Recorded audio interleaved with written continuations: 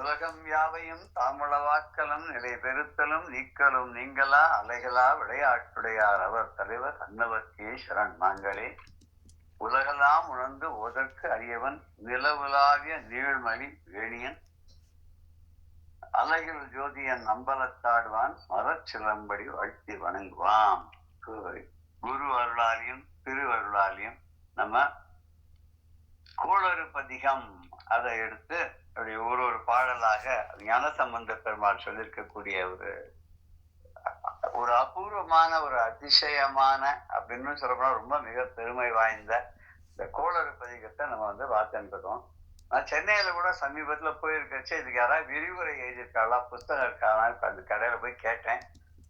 அப்பா கோளறு பதிகம் அது என்ன கோளாறு பதிகமா? நான் அடப்பாரு, எனக்கு இப்ப காலங்காற்றிலேயே கோளாறு ஆரம்பிச்சுட்டு உங்ககிட்ட கேட்டு யாருக்குமே தெரியல அது என்னதுங்கிறது. பல பேருக்கு அது புரியாதவே இருக்கு. ஏன்னா அந்த அளவுக்கு இத எல்லாருக்கும் எடுத்துன்னு போற அளவுக்கு யாருமே இல்லையோன்னு கூட எனக்கு தோன்றது. எல்லாம் இப்ப பண்ணிட்டு இருக்கா, சில பேர் எல்லாம் பண்ணிட்டு இருக்கா, இல்லைன்னு சொல்ல முடியாது. இப்ப ஆரம்பிச்சிருக்கு கொஞ்சம் கொஞ்சமா இதுக்கெல்லாம் எல்லாரும் அதை கேட்கவும் ஆரம்பிச்சிருக்கா.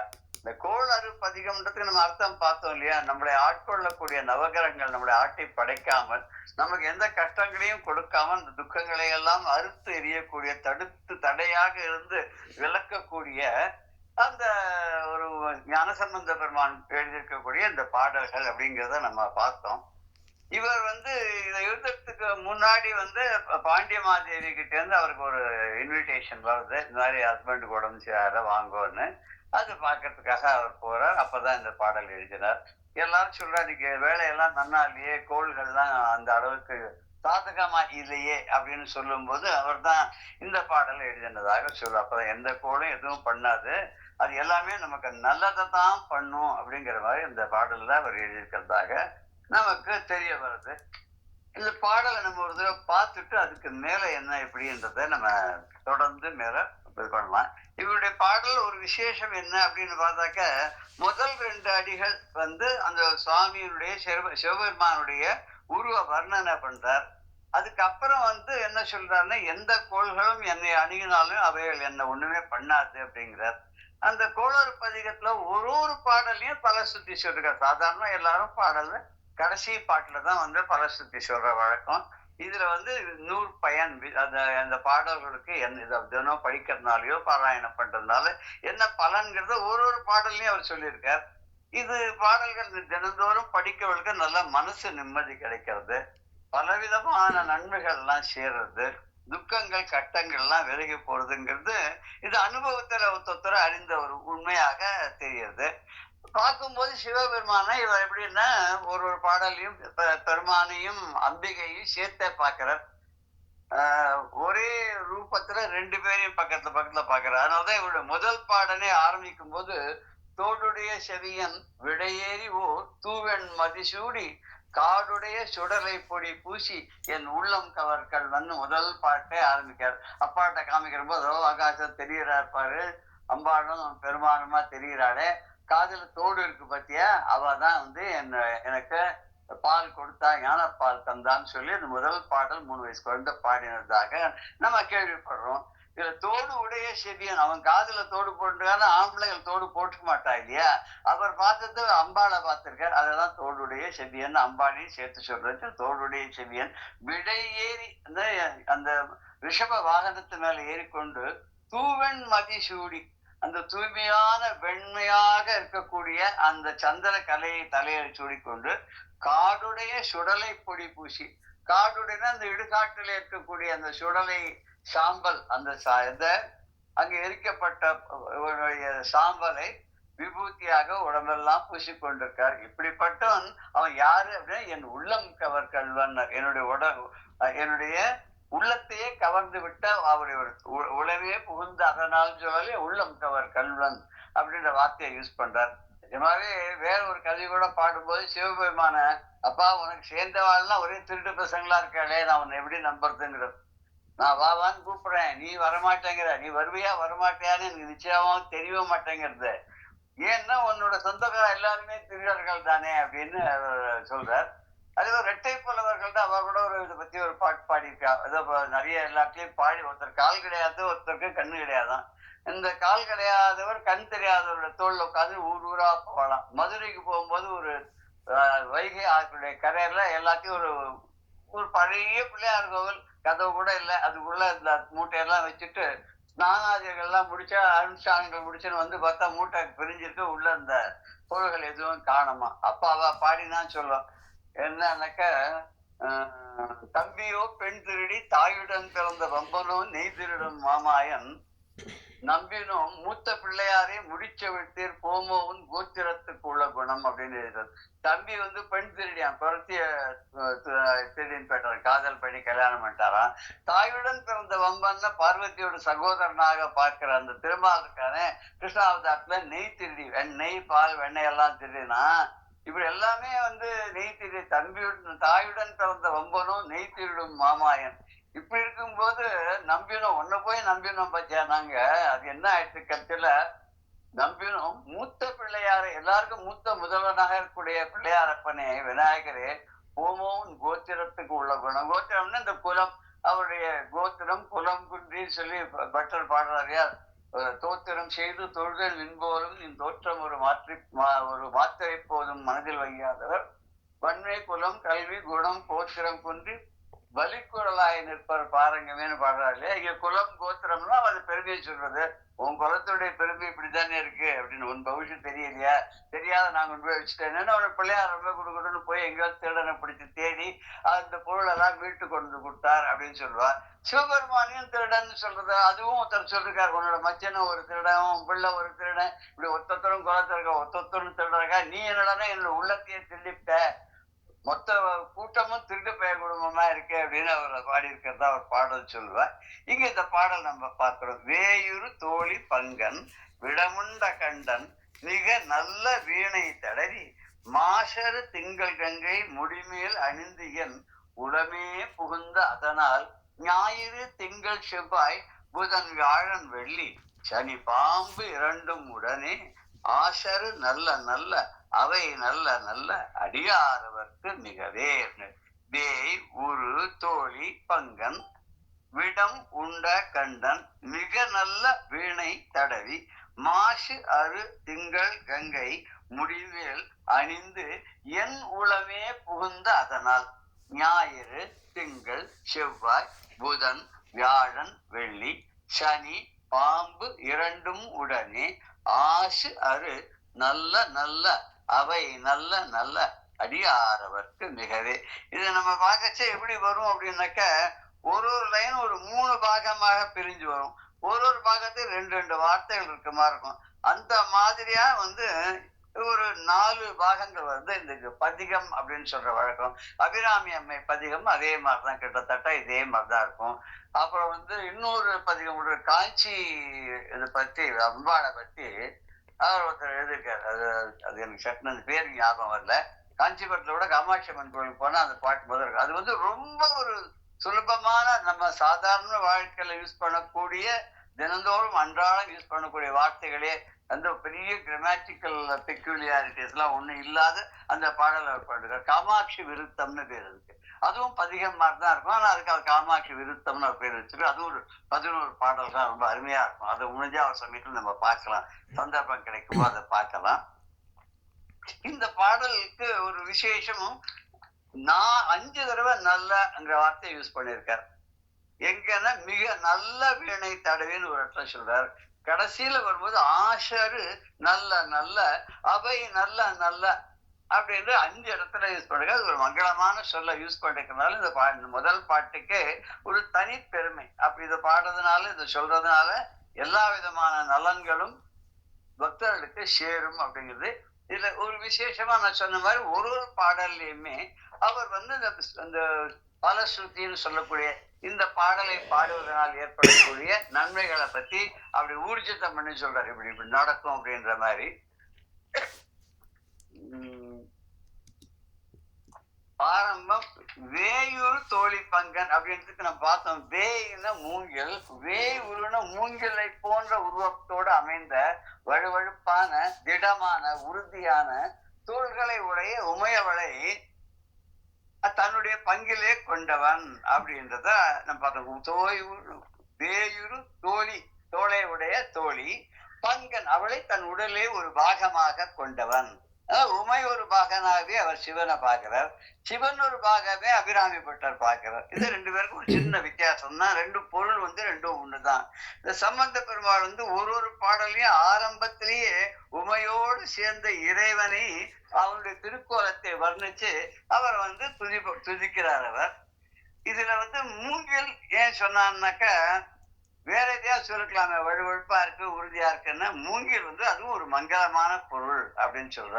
ஸோ வேய் உரு அப்படின்ற மூங்கிலை போல வழவழப்பான உறுதியான தோள்களை உடையவள் அப்படின்னு இந்த பாடல் சொல்றார். இல்ல தோழி பங்கன் அப்படிங்கிற வார்த்தை இன்னொரு ஒரு பாடல்ல கூட யூஸ் பண்ணிருக்கேன். ஆனா இதுல வரல, இந்த கோடர் பதிக்கத்துல வரல. பட் வேற ஒரு பாடல்ல அதை சொல்றாரு. என்ன சொல்றாருனாக்க, வேயன தோல் உமி பங்கன் வெண்காட்டு முக்குடநீர் தோய் வினையார் அவர் தன்மை தோயாவாம் தீவினையே அப்படின்ற ஒரு பாடல்ல வருது. அதுல என்ன சொல்ற, மூங்கில போல மென்மையாகவும் பசுமை நிறைவும் உடைய, ஏன்னா அம்பாள் பச்சையா தானே இருக்கா, அப்படிப்பட்ட தோலை உடைய உமாதேவியை தன்னோட உடலிலே ஒரு பாதியாக வைத்திருக்கக்கூடிய அந்த இறைவன் இருக்கானே, அவன் உரையும் திருத்தலமான திருவெண்காடு. திருவெண்காடுங்கிறது ஸ்வேதாரண்யம்.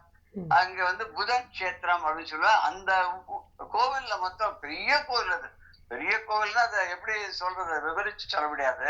அந்த கோவிலுக்கு ஒரு பெரிய பெருமை என்னன்னா, எங்கேயுமே இல்லாத மாதிரி அந்த கோவிலுக்குள்ள 3 குடங்கள் இருக்கும். அததான் இங்க வரும்போது முக்குள நீர் அப்படின்னு சொல்றாரு. வெண்காட்டு முக்குள நீர்னு சொல்றாரு. அந்த 3 குடத்திலையும் நீராடி அந்த பரமனை தொழுவாருக்கு எந்த விதமான தீவினைகளும் சேராதான். இந்த பூத பிசாச அதெல்லாம் கூட பிசாச்சாசவே பகவத் பத்திர பூஜைன்னு சொன்னாலே உன்னுடைய அந்த விபூதி, இல விபூதியை பார்த்த உடனே அந்த புகை பிசாசு ரோகங்கள் எல்லாமே ஓடி போயிடும் சொல்றாலே. அதேவே இந்த 3 குளங்களிலும் மூழ்கி எழுந்தவர்கள், குளித்தவர்கள், குளித்து விட்டு அந்த பெருமானை தரிசித்தவர், அவளுக்கு எந்த கஷ்டமும் எந்த தீவினைகளும் எதுவுமே நெருங்காது அப்படின்னா. அடுத்த வரி பிடம் உண்ட கண்டன்.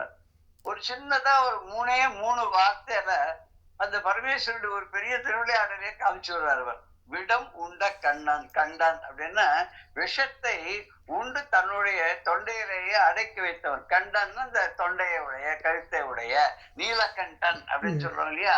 அந்த நீலகண்டன் எப்படி வந்தது அப்படின்னு ஒரு கேள்வி கேட்பாளோ இல்லையோ.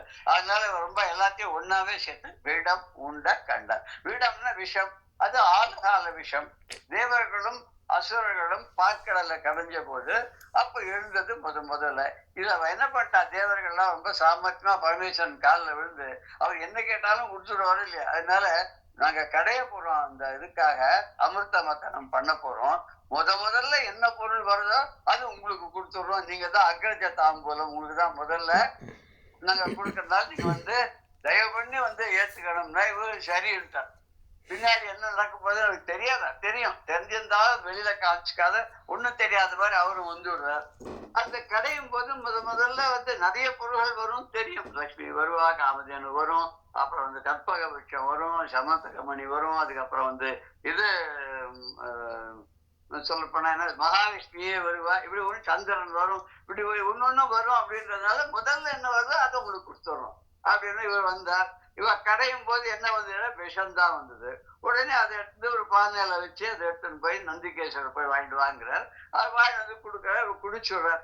குடிச்ச உடனே அது அம்பாளுக்கு ஒரு பயம் வந்துடும். ஐயோ இவர் குடிச்சாருன்னா வயிற்றுக்குள்ள போயிடா, வெளியில இருந்தா உலகத்தை அழிக்கிறவங்க வயிற்றுக்குள்ள போனாலும் 14 உலகம் அந்த கலாச்சாரங்களும் அடங்கி இருக்கக்கூடிய அவருடைய வயிற்றுல இந்த விஷம் போனா எல்லாரும் வீணா போயிடுவாளேன்னு சொல்லிட்டு கழுத்திலேயே தடவிருந்தா அப்படின்றார். வார்ஷடையோன் அருந்திய நஞ்சு அமுதாக்கிய அம்பிகை. அந்த வார்ஷடையோன் ஜடாமுடியோட கூடிய ஜடாபாரத்தோட இருக்கக்கூடிய அந்த பரமேஸ்வரன் ஆலகால விஷத்தை குடிச்ச உடனே அதை கழுத்து அம்பாள் கையோட தழுவினாலாம். அவர் அந்த கை தடவின உடனே அந்த நஞ்சு அமுதாயிட்டான். அருந்திய நஞ்சு அமுதாக்கிய அம்பிகை, அது அமுதமா மாத்திட்டாலாம். அப்பேற்பட்ட என்னதான் பண்ண மாட்டா அப்படின்னு சொல்லி பட்டர் சொல்றார். அப்பேற்பட்ட அந்த விஷத்தை உண்டதுனாலே அது கழுத்திலே தங்கி விட்டதுனால கழுத்து நீளமா போயிடுது. அதான் விடம் உண்ட கண்டன். இது சொல்றது எதுக்காக சொல்ற அப்படின்னா, அந்த எம்பெருமானான சிவன் ரொம்பவே ஒரு எளிமையானவன், பக்தர்களுக்கு ரொம்ப எளியவன். திருமூலர் கூட சொல்வார், அந்த சிவபெருமான் ரொம்ப தண்டி இருக்கான்னா நினைச்சுக்க வேண்டாம், அவனை கண்டு யாரும் பயப்பட வேண்டாம், அவன் கோலத்தை கண்டு நடுங்க வேண்டாம், ரொம்ப இனிமையானவன், ரொம்ப எளியவன், ஆசுதோஷிங்கிற மாதிரி சட்டனை வந்து வெறும் நீரால் அபிஷேகம் பண்ணாலே அவன் ரொம்ப சந்தோஷப்பட்டு என்ன கேட்டாலும் கொடுக்கக்கூடியவன். அவன் நம்முடைய உள்ளத்தை விட்டு ஓரடி அகலாதவன். நம்ம உள்ளத்துல இருந்து உள்ள வந்துட்டான்னா போயிட்டு வர சித்த வெளியில எல்லாம் அவன் கிளம்ப மாட்டான். அந்த மாதிரிலாம் எப்பவும் போகாத, என்றென்றும் நிலையாக நம்முடைய உள்ளத்திலே குடியிருப்பான் அப்படின்னு சொல்லி அவர் திருமூலர் கூட அதை அழகா சொல்றார். அப்பேற்பட்ட அந்த விடம் உண்ட கண்டன் அப்படிங்கிறத 3 சொற்களாக ஒரு பெரிய ஒரு நிகழ்வையே அவர் வந்து அழகா அதை சொல்லிடுறார். அதுக்கப்புறம் வந்து மிக நல்ல வீணை தடவில். இது என்ன நல்ல வீணை? இந்த வீணையில தான் வித்தியாசம் இருக்குமான. அது வீணையில வித்தியாசம் இருக்காது, ஆனா வாசிப்புல ஒரு வித்தியாசம் இருக்கலாம் இல்லையா? அந்த வீணை வாசிப்பை பத்தி சொல்லும் போது சரஸ்வதி வீணை வாசிப்பாங்க, நம்ம எல்லாருக்குமே தெரியும், ரொம்ப அழகா வாசிப்பா கஷ்டத்தின்னு. ஆனா வந்து சரஸ்வதி வீணை வாசிக்கிறதையே அம்பாள் ரொம்ப நல்லா இருக்குன்னு சொன்ன உடனே இப்ப வந்து வீணையை வச்சு ஓழ போட்டு மூடி வச்சுட்டு போயிட்டாளாம். தன்னுடைய வாசிப்பை விட அம்பாளுடைய குரல் அவ்வளவு இனிமையா இருந்ததுன்னு சொல்லிட்டு நாரதர் வீணை வாசிப்பாருன்னா அவர் வந்து எல்லாத்துக்கும் போவார், தேவர்கள்ட்டையும் போவார், அசுராட்டையும் போவார். அவருக்கு வந்து ஃப்ரீ விசா பாஸ்போர்ட், எங்க வேணாலும் போலாம் இருக்கு. ஒரு சமயம் வந்து அவர் ராவணன்ட்ட போகும்போது வீணை வாசிட்டே போறாரு, நாராயணன் நாராயணன். அதை கேட்டு ரொம்ப ஆசைப்பட்டு இந்த டியூன் ரொம்ப நல்லா இருக்கு, நீர் எப்ப வந்தாலும் இதையே வாசிக்கும் நானாம் அப்படின்னு ஒரு கவி சொல்லுவார். அந்த நாரதருக்கும் ஆஞ்சநேயருக்கும் ஒரு சமயம் ஒரு சின்ன ஒரு போட்டி வந்துதான். நாரதர் வீணையை வாசிட்டே இருந்தார். உடனே அனுமார் சொன்னார், கொடு நான் வாசிக்கிறேன்னு. அனுமார் வாசிக்க ஆரம்பிச்சோன்னா பக்கத்துல இந்த கல்லு அப்படியே உருக ஆரம்பிச்சுதான். வீணையை அதில் வச்சுக்கிட்டாராம். உடனே நாரதர் வீணையை கூடன்னு எடுக்க வரலையாம், அந்த பாறையில இருந்து எடுக்க வரலையாம். என்ன பண்ற நீ பாடு எடுக்கிறாரா பாக்குறான்னு வரல. அதுக்கப்புறம் வந்து ஆஞ்சநேயர் மறுபடியும் வந்து பாடி அப்புறம் அந்த வீணையை எடுத்து வாசி அவருக்கு ஆசீர்வாதம் பண்ணி நாரதர்கிட்ட கொடுத்தார் அப்படின்னு ஒரு கதை கூட வரும். நமக்கு இதை கேட்டிருக்கோம். அது வந்து கர்ண பரம்பரையான கதை. இந்த வீணையினுடைய ஒலி இருக்கே ஒரு மங்களமான ஒலி. இந்த குழந்தைகளுக்கு கருவிட்டு இருக்கக்கூடிய குழந்தைகளுக்கு சீமந்தம் வளகாப்பன் பண்ற போது கூட அந்த காலத்துல வீணை வாசிக்கிறதுன்னு ஒரு பழக்கம் ஒண்ணு உண்டு. ஏன்னா அந்த வீணையினுடைய நாதத்தை கேட்டு பரமானந்தப்படுமா அந்த குழந்தை, வைத்து இருக்கிற குழந்தை. அப்பவே அதுக்கு வந்து ஒரு சங்கீத ஞானம், நல்ல சுவை, ரசிகத்தன்மை, ஸ்வர சுத்தியினுடைய ஒரு என்ன சொல்றது அந்த இம்பாக்ட், இதெல்லாம் அந்த குழந்தைக்கு சேரும் அப்படின்னு சொல்ற. அது வந்து அந்த நல்ல ஒரு வீணையை கேட்டு அது ஒரு நல்ல சகுனமாகவும் அமையும். அந்த சகுனத்தோட ஒரு இதெல்லாம் சொல்லுவா இல்லையா, எங்கேயோ ஒரு நாதஸ்வரம் வாசிக்கிறா கேட்டா நல்ல சகுனம், அப்புறம் வீணை வாசிச்சா நல்ல சுகுணம், நல்ல பாட்டு பாடினா நல்ல சுகுணம், புல்லாங்குழல் வாசிச்சா நல்ல சுகுணம் அப்படின்னு சொல்றா இல்லையா. அதனால ஒரு நல்ல வீணையை வாசிச்சா அது வந்து மனசு வந்து நிம்மதியா சந்தோஷமாகும். அப்படி இந்த வீணை வாசிக்கிற பரமேஸ்வரனே இது எதுல இருந்து எடுத்திருக்காருன்னு தெரியல. அந்த வீணையை வந்து தடவின வாசித்துன்னு அர்த்தம். எம்பெருமானான சிவபிரானே அந்த வீணையை வாசிக்கும் போது அந்த நாதம் வந்து அவ்வளவு ரொம்ப இனிமையா ரொம்ப நன்னா இருக்கிறதுனால, ஏன்னா அவளுடைய தங்கதானே சரஸ்வதி, அவளை வீணை வாசிக்கிட்ட அண்ணாக்கு தெரியாதா, அண்ணா கிட்ட இருந்து அவ கத்துன்னு இருக்கலாம்னு கூட எடுத்துக்கலாம் கதையை. நம்ம அந்த வீணையுடைய ஒலி அவ்வளவு சந்தோஷமா இனிமையா இருக்கும்போது பரமேஸ்வரனும் உள்ளம் குழந்து இருக்கான், உள்ளம் குழந்து நெகிழ்ந்து சந்தோஷமா இருக்கான். ஒருத்தர் சின்ன சின்ன நல்லா அன்போட எல்லாத்தையும் நல்லா பேசிட்டு இருக்கும்போது நம்ம என்ன வேணாலும் கேட்கல, போய் இது வேணும் அது வேணும் ஒரு உபகாரம் கேட்டோம், அதுக்கு என்ன பண்ணா போச்சு அப்படின்னா ரொம்ப கோபமா இருக்கு போய் கேட்டா போயா வேற வேலை இல்லை, காலங்காத்தா வந்து கழுத்தா இருக்கிறேன்னு சொல்லுவா இல்லையா. அதனால இந்த வீணை வாசிச்சுட்டு இருக்கிற நேரத்துல அந்த பெருமானானவன் ரொம்ப சந்தோஷமா இருக்காராம். அப்பேற்பட்ட அந்த பரமேஸ்வரன் அவன் என்ன பண்ணான், அவன் வந்து மாசில் வீணையும் மாலை மதியமும் வீசு தெங்கலும் வீங்கு இளவேனிலும் மூசு வண்டரை பொய்கையும் போன்றது ஈசன் எந்தை இணையடி நிழலே அப்படின்னு அப்பர் சுவாமிகள் இதுக்கு கரெக்டா வர மாதிரி சொல்றாரு. மாசில் வீணையும், அந்த மாசிலாத வீணை, மாசிலாத வீணை அப்படின்னு சொல்ற போது நல்ல வீணை, குற்றம் குறை இல்லாத வீணை.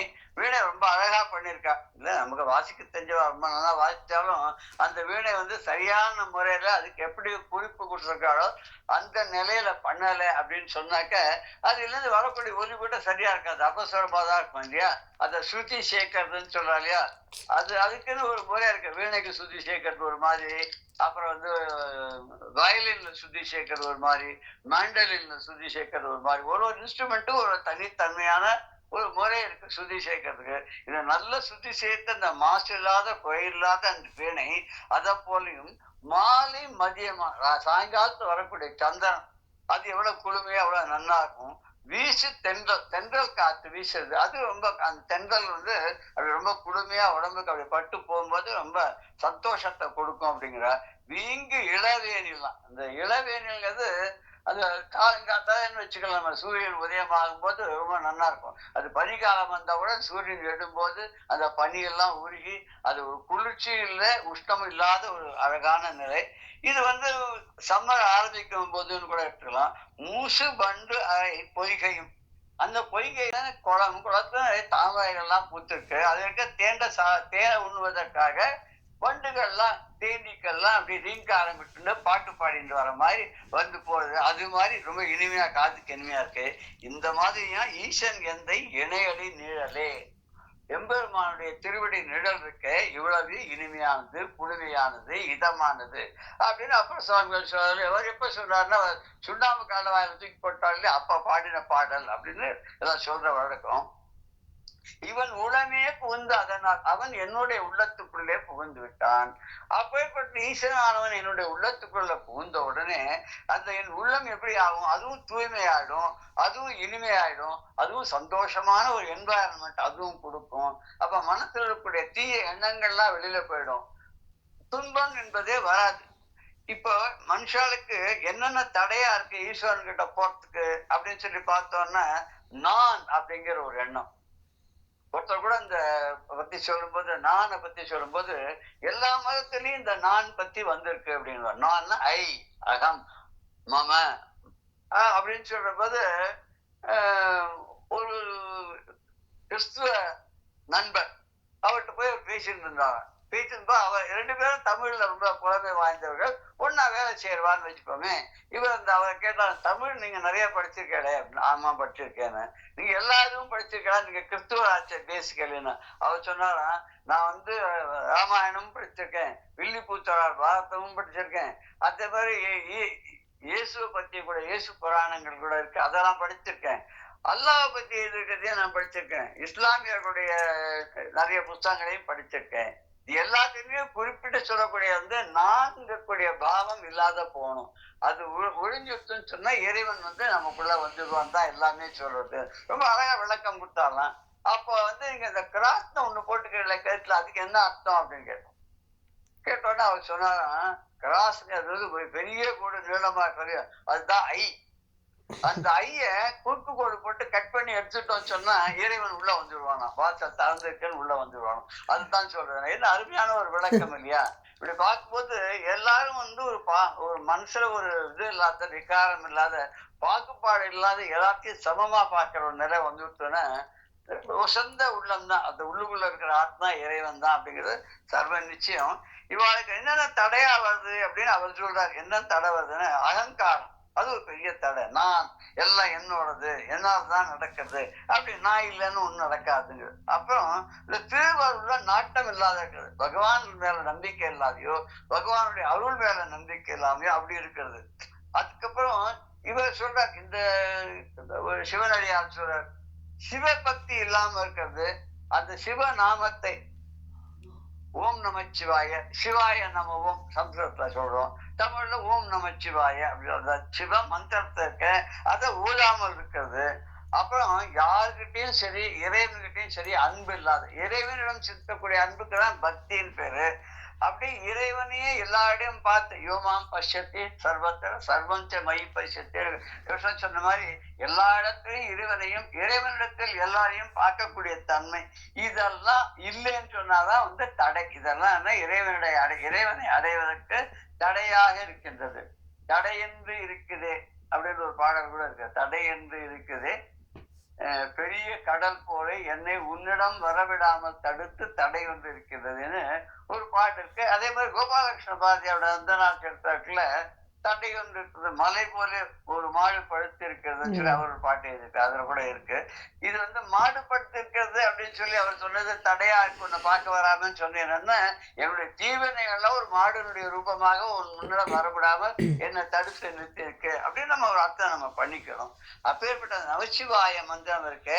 அந்த நமச்சிவாய மந்திரத்தை தினம் நம்ம வந்து ஓதினோம்னு சொன்னாக்க அந்த சிவபெருமானவன் நம்முடைய உள்ளத்துக்குள்ளே நமக்கு தெரியாமலே புகுந்து விடுவான். அவன் புகுந்து விட்டான் என்று சொன்னால் எல்லா அருள்களும் நம்மளை வந்து சேரும் அப்படின்னு சொல்லி. இது வரைக்கும் ஏதாவது சந்தேகம் இருக்கா? ஏதாவது சந்தேகம்? மாசரு அப்படின்னு மாசருங்கிற பதத்துக்கு மாசு இல்லாத சந்திரன் தானே? ஆமா ஆமா, மாசு மாசுன்னா குற்றம் இல்லாத. ஆனா நம்ம சாதாரண புராணங்கள்ல சொல்லும் போது சந்திரனுக்குள்ள ஒரு ஒரு குற்றம் இருக்குன்னு தான் சொல்றா இல்லையா? அது பார்த்தா அது ஒரு மான் மாதிரி தெரியுங்கிறா, முயல் மாதிரி தெரியும் அப்படிங்கிறா. அத வந்து இதுல கூட லலிதா சஹஸ்ரநாமத்தை சொல்றது போது கூட அது ஒரு அழகை சேர்க்கிறது அப்படின்னு சொல்லி ஒரு ஒரு நாமாவளி வரும்.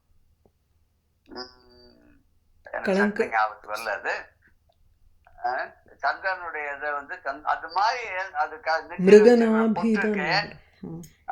மிருகநாபி இல்ல விசேஷக்கா இல்ல, அது வந்து மானுடைய நாபியிலிருந்து வரக்கூடிய அந்த வாசனையான கஸ்தூரி, அதுக்கு இணையா சொல்றது. இது ஒரு ஞாபகம் வரைச்சு அது வந்து நம்ம அதை பார்க்கலாம். இது மாசரு திங்கள் கங்கை அப்படிங்கிறது. அது ஏன்னா மாசரு திங்கள் கங்கை, கங்கை வேணா வந்து அதுக்கு மாசு இல்லாத இது. எவ்வளவு நாள் வச்சிருந்தாலும் அந்த நீர் வந்து வீணா போகாது. அது குடத்துலயோ சின்ன காசிக்கு போயிட்டு வரலாம், சின்ன சின்ன குடத்துல இப்ப எல்லாம் பிளாஸ்டிக் பாட்டிலே வந்து விடுறது.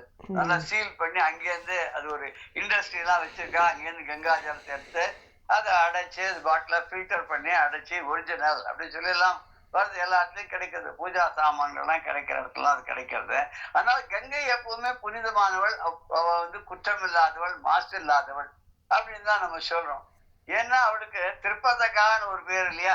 3 உலகங்களிலையும் அவ வந்து பாதையாக கொண்டு இதுல இருந்து ஆகாசத்துல இருந்து தேவலோகத்துல இருந்து பூலோகத்துக்கு வந்து பாதாள லோகத்துக்கும் போனான்னு. இன்னொன்னு திருமூர்த்திகளுடைய ஒரு இதுவும் கருணை அவளுக்கு கிடைச்சிருக்கு. பிரம்மா கையால கமண்டலத்திலேருந்து திருவிக்கிரம அவதாரத்தும் போது பெருமாளுடைய பாதங்கள்ல வந்து அவர் அபிஷேகம் பண்ணார்.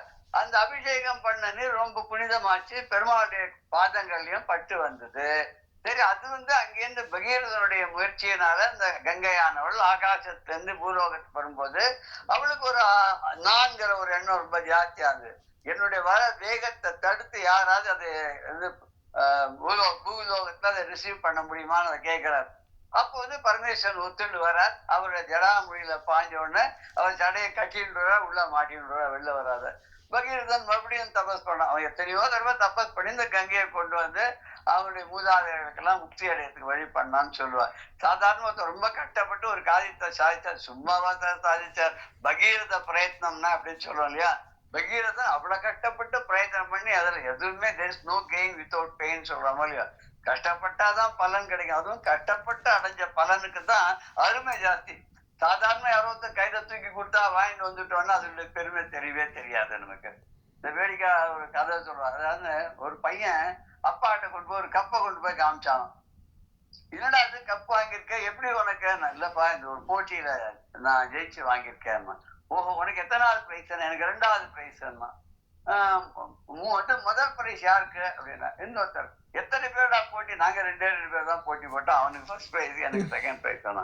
சோ இதுல வந்து எந்த விதமான ஒரு முயற்சியுமே இல்லை. இது 2 பேர் தான் இருக்காங்க, 2 பேரும் கொடுக்கணும், கொடுத்தாச்சு, ஆனர் பண்ணியாச்சு.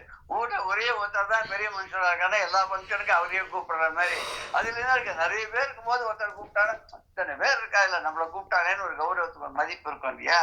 இங்கேயும் இந்த விடமுண்ட கண்டன் அவருடைய வீணை, அந்த வீணையை கையில வாசிக்கும் போது ரொம்ப சந்தோஷமா இருக்கா. அந்த சந்தோஷமான நிலையில ஒரு ஸ்தோத்திரம் பண்ணோன்னு இவருடைய உள்ளத்துக்குள்ள வந்து பூந்துவிட தெரியாத உள்ளம் வந்து பூந்ததுனால்தான் உள்ளம் கவர் கல்வன்கிற வார்த்தையை அவர் யூஸ் பண்ணார். அவருக்கு அடையாளம் என்னன்னா தலையில கங்கை, தூய்மையான கங்கை. மாசரு திங்கள்னு எதுக்கு சொன்னார் அவர்? திங்கள்னா அது வந்து கலங்கம் இல்லாதவன்னு சந்திரன் சொல்ல முடியுமா? முடியாது. புராணம்லாம் வாசிச்சிருக்கவாளுக்கு, இத்திகாசங்கள்லாம் வச்சா வாசிச்சிருக்கவாளுக்கெல்லாம் தெரியும். இல்லையா? இந்திரனும் அவ்வளவு வந்து நல்லவன் சொல்ல முடியாது. அது கேட்டா என்ன சொல்லுவானா, நான் இந்திரன்கிறது ஒரு பதவிதான், நிறைய பேர் அந்த போஸ்ட்ல இருந்திருக்கா, அதுல அந்த போஸ்ட்ல இருந்து யாரோ ஒருத்தர் பண்ண தப்பு அப்படின்னு சொல்லிடுவா. அகஸ்தியர் அப்படின்னு சொன்னா அது இல்ல சார், ராமாயண காலத்துல இருந்த அகஸ்தியர் வேற, மகாபாரத காலத்துல இருந்த அகஸ்தியர் வேற, அப்புறம் திருவிளையாடல் புராண காலத்துல இருந்த அகஸ்தியர் வேற. அதுக்கு எதுவும் சொல்லுவாது, இப்படி தெரியல. ஔவையாரையும் அப்படியேதான் சொல்லுவா, நிறைய ஔவையார்கள் இருந்திருக்கா அப்படின்லாம் சொல்லுவா. இங்க திங்கள் அப்படின்னு எடுத்தா நம்ம ஒரே திங்கள் தானே நம்ம பாக்குறோம் இல்லையா? ஒரு திங்களுக்கு அதிபதியா இருக்கிறவனா யாராவது அந்த போஸ்டுக்கு மாத்தி மாத்தி வருவான்னு தெரியாது.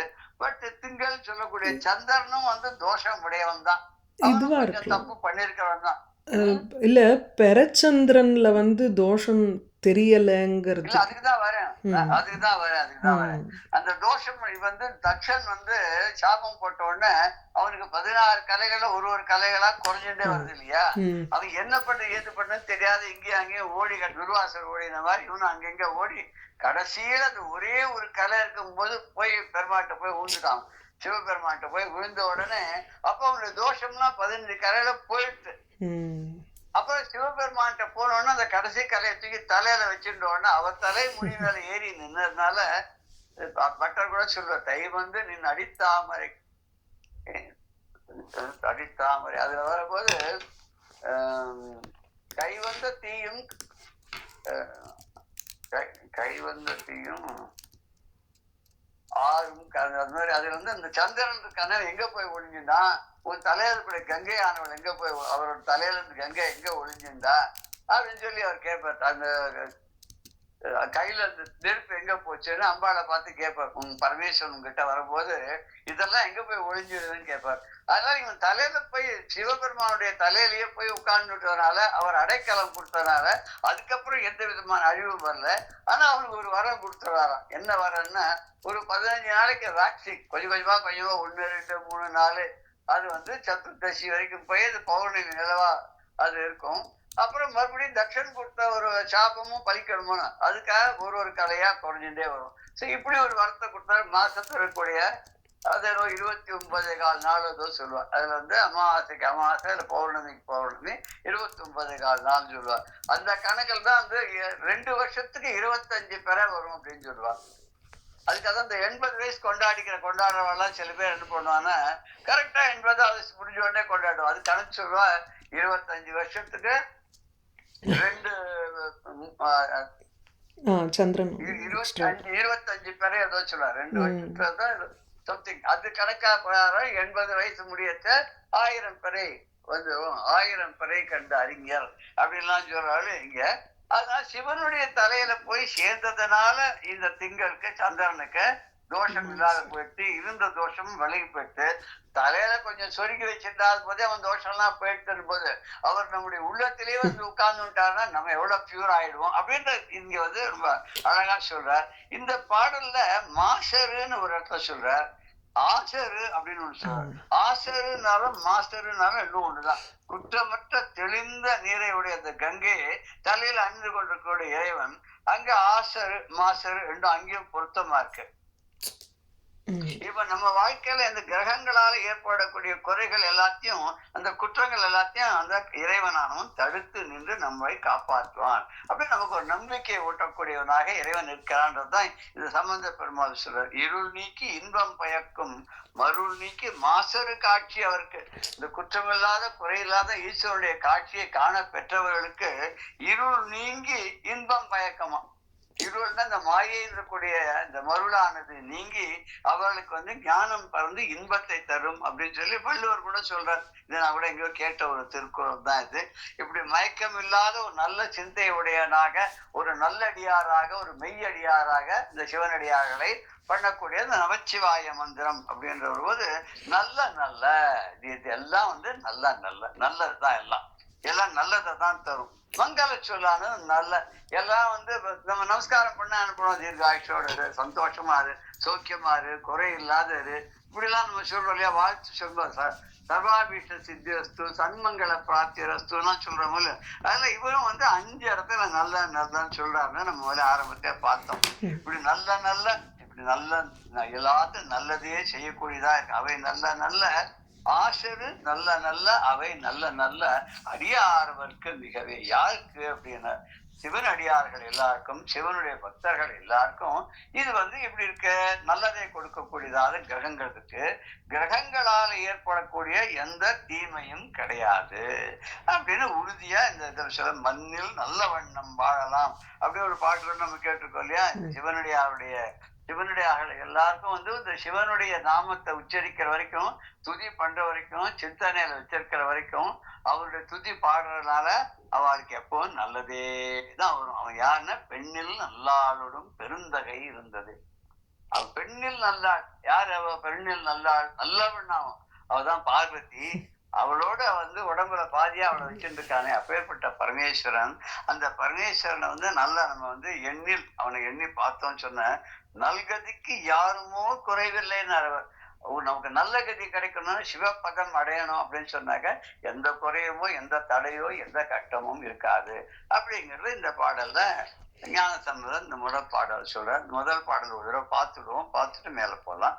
வேயுறு தோழி பங்கன் விடமுண்ட கண்டன் மிக நல்ல வீணையை தடவி மாஷர் திங்கள் கங்கை முடிமேல் அணிந்து என் உளமே புகுந்த அதனால் ஞாயிறு திங்கள் செவ்வாய் புதன் வியாழன் சனி, புதன் வியாழன் வெள்ளி சனி பாம்பு இரண்டும் உடனே ஆசரு நல்ல நல்ல அவை நல்ல நல்ல அடியாரவர்க்கு நிகழே அப்படின்னு கூட ஒரு மங்களமான முதல் பாடல்.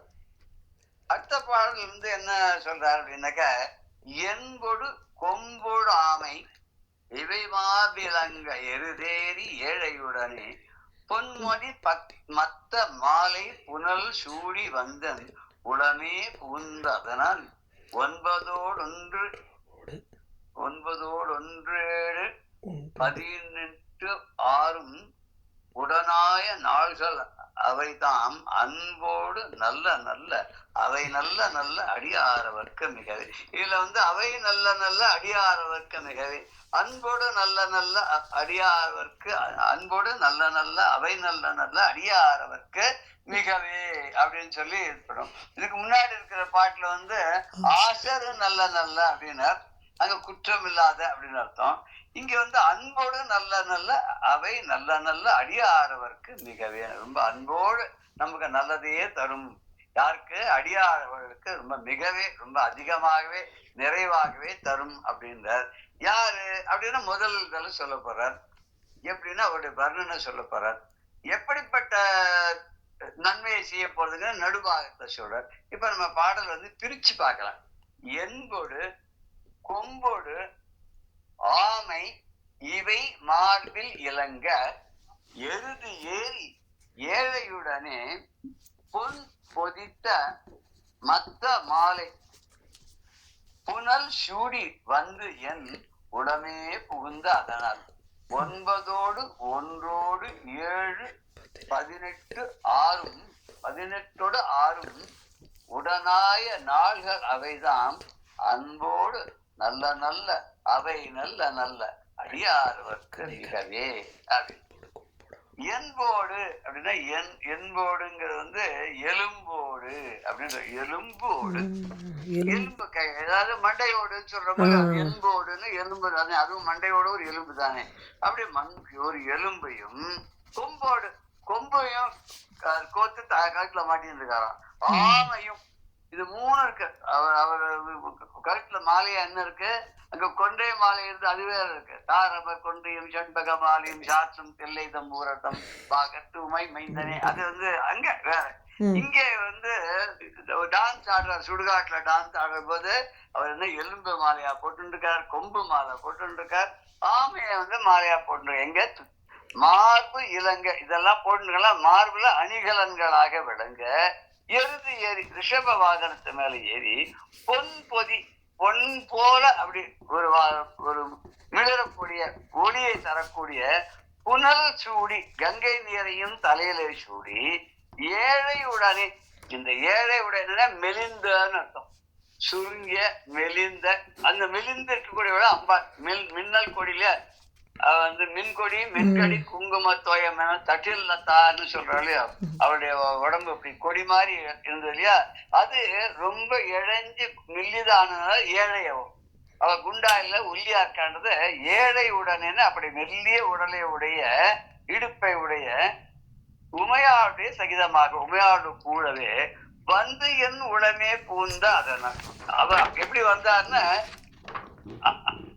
ஈஸ்வரனாதியாக அர்த்த நாதீஸ்வரனாக இங்க எப்படிதான் சொல்லணும், அர்த்த நாதீஸ்வரனாக வந்து இவருடைய மனசுல வந்து புகுந்து இருந்தாராம்.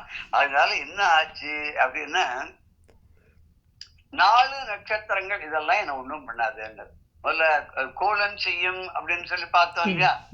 முந்தைய பாடல்ல வரும்போது கோலன் செய்யும், கொடும் கூற்று என் செய்யும், குமரேசன் தாளும் செல்லம் இருக்கும்போது எனக்கு இதெல்லாம் என்ன பண்ணணும்னு சொன்னாலும் அதே தான் இங்க என்ன சொல்றாரு. இதுல வந்து முதல்ல கோள்களை சொல்லிட்டார், இந்த பாடல நாள்களை சொல்றாரு. இதுல எப்படி சொல்றாருன்னா 9 1 7 18 6 அப்படிங்கிறார். இது வந்து ஒரு இது கணக்கு சாந்திரமான கணக்குல வந்து நட்சத்திர கணக்கு கூட சொல்லுவாங்க. அது 27 நட்சத்திரம். இதெல்லாம் பார்த்தா ஒரு வருஷத்துல கடைசியில் பார்த்தாக்க இந்த வருஷத்துக்கு அடுத்த வருஷம் வந்து 10 நாள் தள்ளி வரும். அப்படி 10 நாள் முன்னாடி போயிட்டே இருக்கும். இதுல சில நட்சத்திரங்கள் இருக்கக்கூடிய சில நாட்கள் இருக்கு இல்லையா, அதெல்லாம் நல்ல காரியங்கள் செய்யறதுக்கு உச்சிதம் இல்லை, தள்ளிடுவாங்களா எல்லாரும்.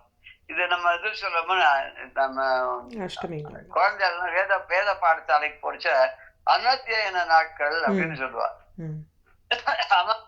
பௌர்ணமி, அஷ்டமி, நவமி, பிரதம, அப்புறம் வந்து இன்னொரு நாள் இது அமாவாசை பௌர்ணமி ஆயிடுது, அஷ்டமி நவமி 2 ஆயிடுது, அப்புறம் பரணி கார்த்திகை. இது மாதிரி சில நாட்கள் எல்லாம் அத்தியனம் இல்லாத பழைய பாடத்தை ரிப்பீட் பண்ணுவா, புதுசா எதுவும் சொல்லி தர மாட்டா. அதை வந்து இங்க கணக்குல அவர் சொல்லும் போது அதைத்தான் சொல்றான்னு தோன்றது. 9 10 16 18 6 இதான் இந்த மாதிரி எண்ணிக்கையில வரக்கூடிய நாட்கள்லாம் இந்த நட்சத்திரங்கள் வரக்கூடிய நாள் அப்படின்னு சொல்றாரோன்னு தோன்றது. அது பார்க்கணும் எத்தனை அப்படின்னு சொல்லிட்டு. இல்ல நட்சத்திரங்கள் அந்தந்த நட்சத்திரங்கள் வரக்கூடிய நாட்கள் அப்படின்னு எடுத்துக்கலாம். 9வது இல்ல 10வது நட்சத்திரம் அந்த மாதிரி ஏதாவது. ஆமா ஆமா அது மாதிரி இருக்கும்னு தான் நான் நினைக்கிறேன். அஸ்வதி பரணி, கார்த்திகை, ரோகிணி, மிருகசீரிஷம், திருவாதிரை, புனர்பூசம், பூசம், ஆயில்யம். இல்ல மகம். ஆயில்யம் 9வது நட்சத்திரம். 9ஓடு 1. புனர்பூசம், பூசம், ஆயில்யம், மகம். அது 9 10 16ன்னா விசாகமா 16 விசாகம் 16ன்னா விசாகம். ஆமா 18ன்னா அனுஷம் கேட்டையில ஒண்ணும் பண்ண மாட்டா. அப்புறம் அஸ்வதி பரணி, கார்த்திகை, ரோகிணி, மிருகசீரிஷம், திருவாதிரை. 6. ஏன் திருவாதிரை நல்ல சிவபெருமானுக்கு என்ன தெரியல, என்ன கணக்கு ஒரு இவர் சொல்லியிருக்கார். அது அவருடைய காலத்துல அப்படி ஒரு நம்பிக்கை இருந்திருக்கலாம் இல்லையா. இப்ப எல்லாம் என்ன சொல்றா, என்ன நீங்க அமாவாசை பௌர்ணமி அஷ்டமி நவமி எல்லாம் சொல்லிட்டு உட்கார்ந்துருக்காரு. சந்திரன்லயே போய் நம்முடைய இதெல்லாம் போய் இறங்குறது, சேட்டலைட் இறங்குறது, அங்கேருந்து ஆராய்ச்சி பண்ற. இன்னும் அடுத்த வருஷம் பார்த்தா இங்கேருந்து நம்ம மக்களே அங்க போய் அங்க இறங்கி அங்கே இருந்து ஆராய்ச்சி பண்ணி திருப்பி அங்கேருந்து வர போறா. அப்படி ஒரு விசிட்டிங் பிளேஸ், வாசஸ்தலமா ஆக போறது சந்திரன். அதை போய் நீங்க இப்படிலாம் கொண்டாடிட்டு இருக்கீங்களே அப்படின்னு சொல்றவாள்லாம் இருக்கா இல்லையா. அவள் ஏதோ வெள்ளம் சாப்பிட்ட மாதிரி ஏதோ கிடைக்கும் அதெல்லாம் பார்த்தாக்க. இப்படி இந்த நாட்கள் உடனாய நாள்கள் அவை. இந்த நட்சத்திரங்கள் சேர்ந்த நாட்கள் இருக்க, அதுவும் அன்போடு மிக்க அன்போடு அடியாரவர்க்கு மிகவே சிவனடியார்கள் எல்லாருக்குமே எந்த தொந்தரவும் பண்ணாது. நல்ல நல்ல அவை நல்ல நல்ல எண்ணிக்கை நல்லதான் கொடுக்கும், நல்லதான் செய்யும். அதனால எந்த விதமான கவலையும் நம்ம பட வேண்டாம் அப்படின்ற மாதிரி இந்த பாடல் சொல்லுது. எலும்பு, கொம்பு, ஆமை. இது என்ன, எலும்புங்கிறது மண்டை ஓடுன்னு பார்த்தோம். கொம்பு அப்படிங்கிறது வந்து பன்றியோட கொம்பு போல இருக்குது. அந்த கொம்பு பன்றி கொம்பு இருக்குமா அது தெரியல எனக்கு, நம்ம பார்க்கலாம். அது இருக்கும் இருக்கு அப்படின்னு சொல்ற. பன்றியோட கொம்பா கூட இருக்கலாம்னு நினைக்கிறேன். அது பன்றிக்கு கொம்பு மச்சி இல்லை. வராகவதாரத்துல சுவாமி அவர் வந்து முன்னாடி தெத்தி பல்லு தம்ஷ்டான்னு சொல்லக்கூடிய அந்த பல் வந்து வெளியில நீட்டிட்டு அதுல பூமியை தாங்கி கொண்டு வந்தார்னு இருக்கு. இது என்ன எப்படி சொல்றாரு, இது ஆமா ஆமையும் வந்து கூர்மாவதாரத்தை சொல்ற மாதிரி இருக்கு. ஆமை இவருங்க மாறுல போட்டு இருக்காரு, மாலையான்னு தெரியல. அப்படி எங்கேயாவது ஏதாவது ஊர்ல ஏதாவது ஒரு ஸ்தலத்துல சிவபெருமானுடைய விக்கிரகம் அந்த மாதிரி இருக்குமோ என்னவோ தெரியல. இதெல்லாம் மார்பிள் அணிஞ்சிட்டு இருக்கக்கூடியவர் எருது மேல ஏறி வர்றார் அப்படிங்கிற ரிஷப வாகனத்து மேல ஏறி வராங்க. இந்த ரிஷபம்ங்கிறது நந்தின்னு சில பேர் குறிப்பிடுறார்.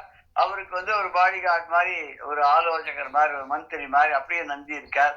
அவர் ஆடும்போது இவர் வந்து மிருதங்கம்லாம் வாசிக்கிறார் அப்படின்னு கூட சொல்றார். அதுக்கப்புறம் வந்து அவருக்கு வாகனமாகவும் இருக்கார். எதிரிகள் வந்தா படை தலைவனாகவும் இருக்கார். அதனால ரிஷபம் அப்படின்ற மாதிரி சொல்றார். இங்க எருது ஏறினா இங்க வாகனமாகிறது ரிஷப வாகனத்துல ஏறி அந்த வந்து ஒரு பொன் போல மிளிரக்கூடிய,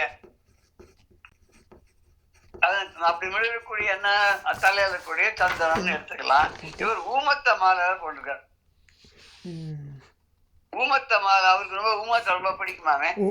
அதனால ஊமத்தம் பூ மாலைய அவர் போட்டு இருக்காரு. கங்கை வேற சூடின்னு இருக்காரு. உமையா வேற பாதியில இருக்காது. அந்த மௌலோ கங்கா பார்த்தோம் இல்லையா, கிட்டத்தட்ட அந்த ஸ்லோகத்தினுடைய அடிப்படையில எதுவும் இருக்கு. அது இருந்ததெல்லாம் இங்கேன்னு சொல்லியிருக்கு. இப்படி இந்த ஒரு ரூபத்தோட, இந்த ரூப லாவண்யத்தோட என்னுடைய மனசுல வந்து புகுந்ததுனால எனக்கு இந்த நாள்கள்லாம் எந்த விதமான கெடுதலையும் பண்ணாது. எல்லா நாளும் நமக்கு நல்ல நாள் தான். ஈதினமே சுதினமும் தியாகராஜ சுவாமி பாடின மாதிரி இது எனக்கு நல்லதுதான் தரும். அதனால கவலையே பட வேண்டாம். இந்தந்த நட்சத்திரங்கள் விலக்கப்பட்ட நட்சத்திரங்களா இருந்தாலும் திதியாக இருந்தாலும் அந்த நாட்கள் கூட நமக்கு நல்லதையே தரும். ஏன்னா இந்த சிவபெருமானானவர் தன்னுடைய மனதில வந்து புகுந்து அதை ஒரு இருப்பிடமாக கொண்டு விட்டதுனால வருந்தா வகை என் மனத்தாமரையில் வந்து புகுந்தாள் பழைய இருப்பிடமாக அப்படின்னு பாட்டர் சொல்வார்.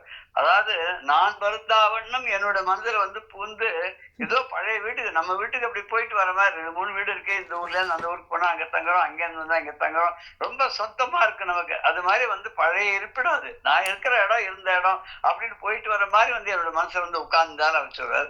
அப்படி பரமேஸ்வரனும் பார்வதியை தன்னோட உடல்ல ஒரு பங்காக கொண்டு இவருடைய மனசுல ஹிருதயத்துல வந்து உட்கார்ந்ததுனால அப்படின்னு அடியார் எல்லாருக்கும், எந்தெந்த அடியார்களுக்கெல்லாம் இப்படிப்பட்ட ஒரு அனுபவம் ஏற்படுதோ அவ எல்லாருக்கும் இந்த நாட்கள்லாம் நல்லதையே செய்யும். அவை நல்ல நல்ல அடியாரவருக்கு நிகவே இருக்க. இது வந்து இன்னும் கொஞ்சம் ஒரு பிகினிங்ல கொஞ்சம் ஒரு விளக்கமா கொஞ்சம் பார்த்துட்டு அதுக்கப்புறம் அடுத்த பாடல்களை நம்ம பார்க்கலாம், அடுத்த செஷன்ல பார்க்கலாம். ஜெய ஜெய சங்கர ஹர ஹர சங்கர. ஸ்ரீ குருபியோ நம. ராம் ராம்.